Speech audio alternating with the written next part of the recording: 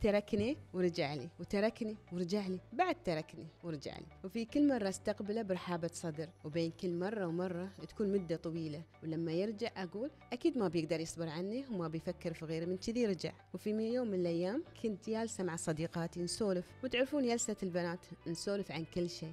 تقول لي ونحن نسولف كل بنت تقول قصتها، وكان دوري أقول قصتي. وخبرتهم أنه رجع والأمور طيبة. وأنا أتكلم قاطعتني وحدة من صديقاتي. في هالمقاطعة كانت كفيلة أنها تغير تفكيري وتوعيني. بصوت عالي قالت لي وليش تقبلين على نفسك يعاملك بهذا الأسلوب؟ يروح ويرجع، هو من اصحي على حالك. هني أنا سكت وفكرت ألف فكرة. صح، أنا كيف رضيت على نفسي يروح ويرجع متى ما يبغي؟ هني زعلت على حالي وفكرت، قلت خلاص لازم أحط حد.